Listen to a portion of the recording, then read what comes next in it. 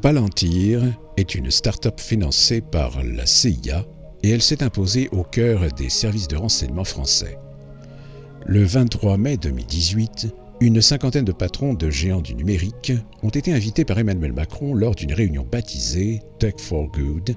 Parmi eux figure Alexander Karp, le PDG de Palantir. La même année, le Dolder Club, le Gotha de la pharmacie mondiale, forum privé dont les échanges sont plus secrets que ceux du Bilderberg, ont été aperçus lors de la réunion qui s'est tenue à Paris les 7, 8, 9 juillet 2018 à l'initiative d'Emmanuel Macron. Le lendemain, il participait au discours d'Édouard Philippe devant le Conseil stratégique des industries de santé le 10 juillet 2018. Dès notre arrivée, nous avons lancé des réformes ambitieuses pour que la France retrouve son activité et sa compétitivité en transformant en profondeur notre code du travail et notre fiscalité. Discours de Édouard Philippe devant le Conseil stratégique des industries de santé le 10 juillet 2018. Maintenant, entre Palantir et le cabinet McKinsey, la CIA y est bien représentée dans notre pays. En 2012, la CIA avait demandé à la NSA de suivre de près la campagne présidentielle française. Pierre Jouyet, qui a pris Macron sous son aile à la sortie de l'ENA, est membre de l'Institut américain Aspen. Sa division Aspen France propose un cycle de programmes dits « Leaders politiques et d'avenir », dont font partie Laurent Wauquiez, Jérôme Gudge, Olivier Ferrand, Cécile Duflot, Najat Vallaud-Belkacem, Jean-Vincent Placé, et bien d'autres encore. Macron est l'aboutissement du programme de Pierre Jouyet qui a créé le groupe de réflexion Les GRAC, composé de grands patrons et de hauts fonctionnaires qui militent pour une alliance gauche-droite. En 2008, Jacques Attali et Serge Weberg présentent Macron à François Henrot, bras droit de David de Rothschild, ami de George Soros et membre de la French American Foundation. Pour parachever la traîtrise générale du gouvernement, il ne manquait plus que George Soros. Palantir suivra ses ordres. George Soros entre dans la grande entreprise de données Palantir. Deux gros bonnets du monde de l'investissement ont récemment pris des participations dans Palantir, la grande société de données secrètes et controversée soutenue par Peter Thiel, qui a commencé ses activités à Wall Street en septembre.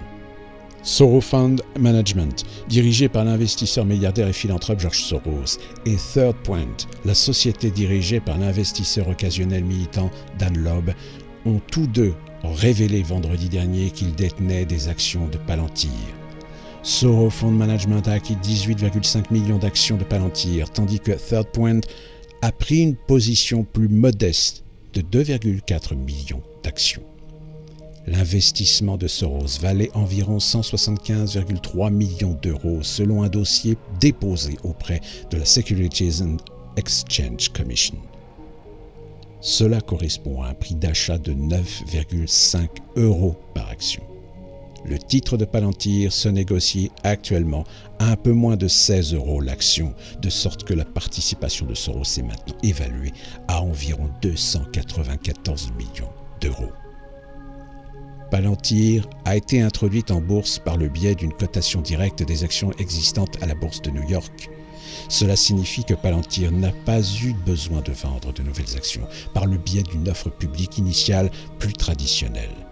C'est ainsi que Spotify et Slack ont également commencé à négocier à Wall Street. Les actions de Palantir ont plus que doublé par rapport à leur prix de référence de 7,25 € par action, le jour de la cotation directe. Palantir vaut maintenant près de 30 milliards d'euros. La société, qui compte de nombreux clients gouvernementaux dans le monde entier, a participé au suivi des données relatives à la propagation du coronavirus ainsi qu'à la distribution potentielle de vaccins. Mais Palantir a également fait l'objet de controverses en raison de ses relations avec les agences gouvernementales et de la grande quantité de données qu'elle suit. Cela a suscité des inquiétudes quant à la protection de la vie privée des consommateurs. La plateforme Gotham, Foundry et Apollo de la société ont été utilisées pour surveiller les activités terroristes. Les grandes entreprises utilisent également les services de Palantir pour analyser les données relatives aux conditions météorologiques et aux achats des consommateurs. Palantir a été cofondé par Thiel, un investisseur en capital risque connu pour être membre de la mafia PayPal, qui a contribué au lancement du géant des paiements. Thiel, qui a tendance politique plus conservatrice, a également soutenu le président Trump en 2016. Et il est actuellement membre du conseil d'administration de Facebook. Cela fait de lui un cas particulier dans la Silicon Valley à majorité démocrate. Cela rend également l'investissement de Soros plus intéressant, étant donné que l'investisseur est connu pour son soutien à la cause libérale. Jusqu'à récemment, on savait peu de choses sur les financements de Palantir. Mais avant d'être en bourse, la société a révélé que si ses revenus sont en hausse, elle n'est pas encore rentable. Les courants pour de nombreuses soi-disant licornes, des startups privées qui commandent des évaluations de plusieurs milliards d'euros, Palantir a révélé des résultats prometteurs pour le troisième trimestre de la semaine dernière au premier rapport sur les bénéfices depuis la cotation directe. Palantir a déclaré que les ventes ont bondi de 52% à 289,2 millions d'euros et a augmenté ses perspectives de revenus pour l'année entière. La société a également annoncé qu'elle avait remporté de nouveaux contrats avec l'armée américaine et les instituts nationaux de santé. La société a perdu beaucoup d'argent au cours du trimestre, 853,3 millions d'euros en fait. Mais Palantir a fait remarquer qu'une grande partie de ces pertes étaient dues aux 847 millions d'euros de frais de compensation liés à la cotation directe. En excluant ces dépenses et d'autres liées au début, à Wall Street, Palantir a déclaré un bénéfice net de 73,1 millions d'euros. Les actions ont grimpé de plus de 8% au journal télévisé de vendredi. Comment une start-up financée par la CIA s'est imposée au cœur des services de renseignement français. Une société américaine, Palantir, a un œil sur les données des services secrets français depuis un contrat passé en 2016. Ce marché est-il sans risque? Pourquoi aucune société française n'a-t-elle pu rivaliser? France Info a mené l'enquête. Le big data constitue aujourd'hui le pétrole des services de renseignement. Depuis 2016, une société américaine liée à la CIA, Palantir, travaille pour le renseignement intérieur français, la Direction générale de la sécurité intérieure, plus connue sous le nom de DGSI. Existe-t-il un risque de fuite de données? Enquête sur l'une des startups les plus puissantes du monde. Le 23 mai 2018, une cinquantaine de patrons de géants du numérique sont invités par le chef de l'État, Emmanuel Macron, lors d'une réunion baptisée Tech for Good. Parmi eux figure Alexander Karp, le PDG de Palantir. Il a fondé sa start-up en 2004 et elle est restée peu connue du grand public. L'entreprise d'Alexander Karp est pourtant devenue l'un des leaders mondiaux du traitement massif de données. Grâce à des algorithmes, Palantir fait se croiser et analyser des milliers de données différentes. La promesse de Palantir, c'est de rendre visible ce qui est invisible à l'œil nu, en moulinant des données et en leur donnant du sens, explique Olivier Tesquet, journaliste et spécialiste du numérique à Télérama. Par exemple, ils vont deviner les zones de famille en étudiant l'évolution du prix du pain ou permettre à des entreprises de détecter des menaces internes en identifiant les fichiers partagés sur les ordinateurs. Un nom inspiré du Seigneur des Anneaux. Le nom de la société américaine n'a rien d'innocent. Elle fait référence au Palantir, la pierre de vision dans le roman de J.R.R. Tolkien, Le Seigneur des Anneaux ou le Silmarillion. Une boule de cristal qui permet de tout voir, tout savoir. Les principaux clients de Palantir sont les banques, les assurances, mais aussi les services de renseignement particulièrement intéressés par la puissance de ces algorithmes. Cette technologie permet de traiter des données produites par les compagnies aériennes ou par les entreprises de télécom, explique Alexandre Papin-Manuel, responsable sécurité et renseignement intérieur de la société Sopra Steria.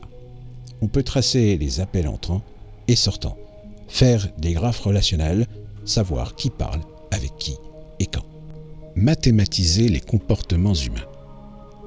Aux États-Unis, Palantir travaille pour plusieurs agences de renseignement comme la NSA, mais aussi le FBI, certains secrétariats d'État comme celui de la Défense, de la Justice ou encore plusieurs polices locales, notamment à Los Angeles ou à la Nouvelle-Orléans, comme le décrit le site The Verge. La police prédictive est un marché en pleine expansion, ainsi que l'avait relevé le quotidien Le Monde en janvier 2013. C'est un secteur dans lequel est également actif une autre société baptisée Predpol. Derrière ces sociétés, il y a l'idée qu'on pourrait mathématiser les comportements humains grâce aux données, analyse Philippe Vanderion, auteur du livre La nouvelle servitude volontaire aux éditions FIB. C'est ce qu'on appelle la machine learning. On retrouve les mêmes techniques chez Google, Facebook ou YouTube.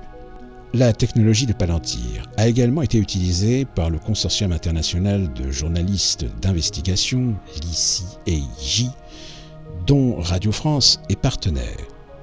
En revanche, plusieurs grosses entreprises comme Coca-Cola ou American Express ont préféré se passer de ces services, notamment en raison d'un coût trop élevé. PayPal, le laboratoire de Palantir. Derrière Palantir, il y a un homme, Peter Thiel. Ce petit génie de la Silicon Valley qui a investi très tôt dans Facebook est un libertarien qui prône le rétrécissement du rôle de l'État. L'homme a aussi la folie des grandeurs. Il veut repousser l'âge de la mort et il finance des projets de cités flottantes dans les eaux internationales, hors de la souveraineté des États. Peter Thiel s'est fait connaître en investissant avec Elon Musk dans une autre société qui a beaucoup fait parler d'elle, PayPal, un système de paiement en ligne. Palantir se trouvait déjà en germe à l'intérieur de PayPal, souligne l'expert de cybersécurité Fabrice Epelpoint. À l'époque, PayPal a gagné contre les banques en s'attaquant à la fraude d'une manière très originale. Là où les banques, ses concurrents de l'époque, s'attaquaient à la fraude avec des systèmes automatisés, PayPal a introduit des opérateurs humains manipulant ces données avec des interfaces graphiques. Le monde selon Palantir. Le siège de Palantir est situé à Palo Alto, en Californie, au cœur de la Silicon Valley. La start-up pèse aujourd'hui 20 milliards de dollars et se veut incontournable dans de multiples secteurs d'activité.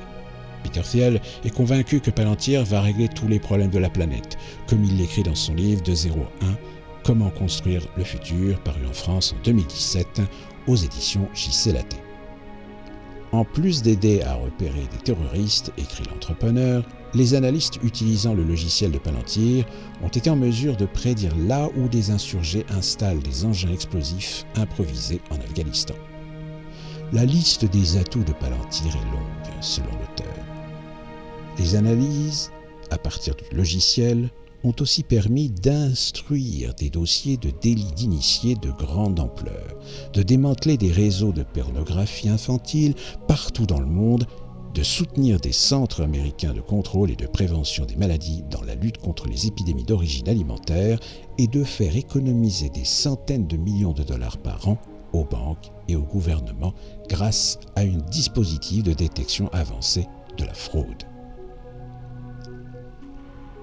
Un circuit parallèle du renseignement. Palantir est également proche de la CIA. L'entreprise a été financée en partie par le fonds In-Q-Tel, lié au service de renseignement américain.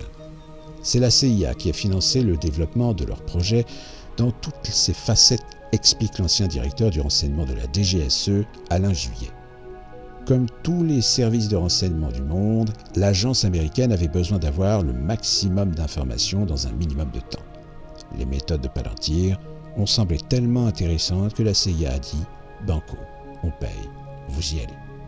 Palantir a réussi à créer un outil unique au monde. Sans que l'on sache vraiment s'il s'agit d'une légende, Palantir laisse dire qu'elle aurait permis à l'administration américaine de localiser Oussama Bin Laden. Nous n'avons pas d'informations à dévoiler sur cette opération, écrit Peter Thiel dans son livre. Mais nous pouvon affirmer qu'un seul, ni l'intelligence humaine, ni les ordinateurs ne seront en mesure d'assurer notre sécurité. Contrairement à la plupart des patrons de la Silicon Valley, Peter Thiel est un proche de l'administrateur Trump, ainsi que le notait le Figaro en novembre 2016. Peter Thiel est devenu le conseiller numérique de l'actuel président américain. Dans l'Amérique de Trump, qui développe une défiance quasi pathologique vis-à-vis des services de renseignement, Peter Thiel conseille à Trump de ne plus se fier à des services secrets qui ne seraient pas loyaux, commente le journaliste Olivier Tesquet, comme si Palantir devenait une espèce de circuit bis du renseignement. Les codes du jeu vidéo.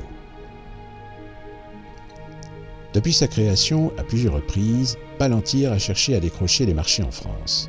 Il y a 10 ans, des équipes de Palantir sont venues chez moi en m'expliquant qu'il y avait des marchés publics qui les intéressaient, notamment avec la Direction générale des finances publiques, témoigne le vice-président du Conseil national du numérique, Gilles Babinet.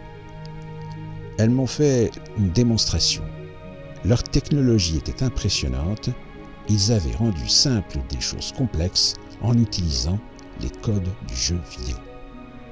En 2015, Palantir se porte candidat sur 2 appels d'offres, notamment sur le traitement des données fiscales. Je me suis ému de cette situation, se souvient la sénatrice UDI Catherine Morin-Desailly, spécialiste des questions numériques.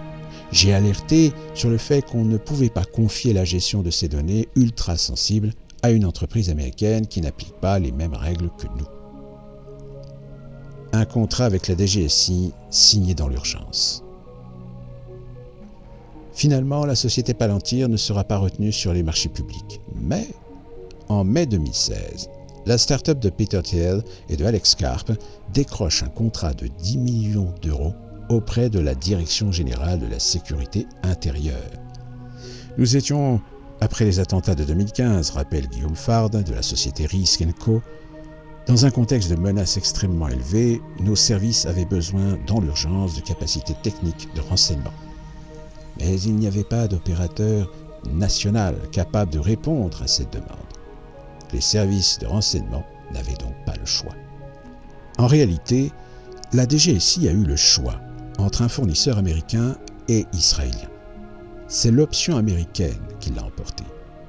Nous ne manquons pas de données ni de métadonnées, mais nous manquons de systèmes pour les analyser, déclare le patron de la DGSI de l'époque, Patrick Alvar, devant la commission de la défense de l'Assemblée nationale le 10 mai 2016.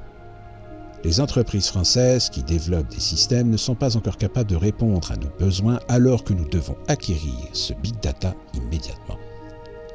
Nos camarades européens sont dans la même situation. À l'époque, le directeur de la DGSI parle de solutions temporaires. Un risque majeur pour le renseignement. Peut-on avoir complètement confiance dans le fait que les informations qui vont être traitées par Palantir ne vont pas fuiter vers les États-Unis ? S'interroge Serge Abitbol, membre du collège de l'autorité de régulation des communications électroniques. Le fait que cette société soit proche des services secrets américains pose question. Autrement dit, y a-t-il un risque de porte dérobée, de backdoor, un peu comme un cheval de Troie qui serait caché dans un logiciel américain ? Du côté de la DGSE, on explique que le système est efficace et parfaitement sécurisé.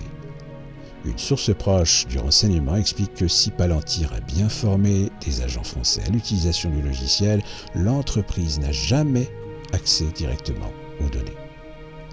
Au moment où nous avons passé ce contrat avec Palantir, des techniciens ont donné leur feu vert et nous ont garanti l'étanchéité du système, assure encore une source proche de la direction du renseignement à l'époque.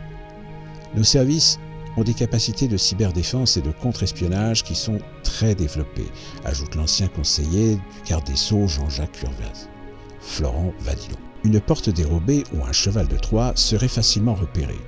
Et puis, il n'est pas dans l'intérêt commercial de Palantir d'offrir des solutions minées à ses clients. Si on apprend qu'elle participe à un détournement de données, tout son système business s'effondre.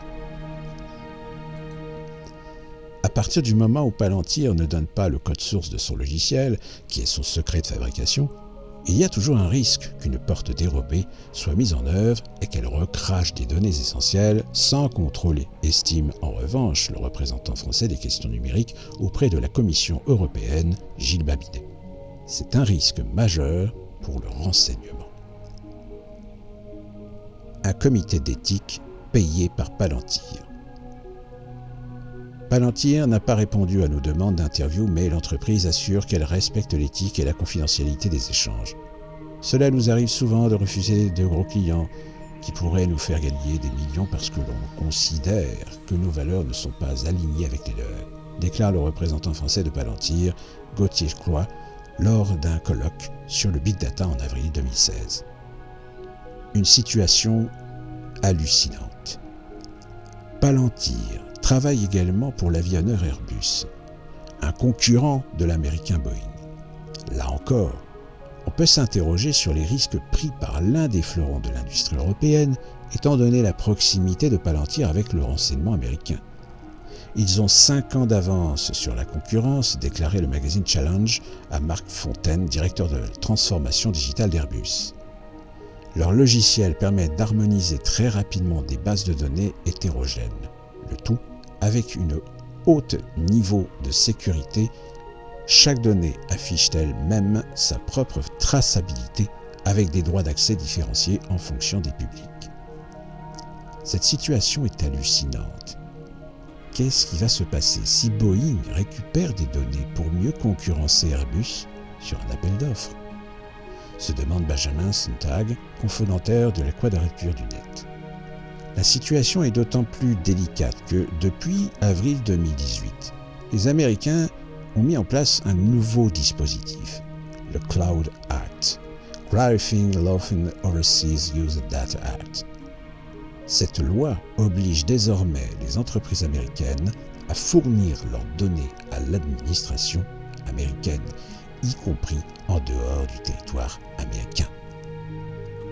Le témoignage d'un lanceur d'alerte. L'ombre de Palantir apparaît également en marge de l'affaire Cambridge Analytica, cette société britannique qui a siphonné les données personnelles des millions d'utilisateurs de Facebook au service de la campagne de Donald Trump. En mars dernier, un lanceur d'alerte, Christopher Whaley, a témoigné devant les parlementaires britanniques en citant Palantir.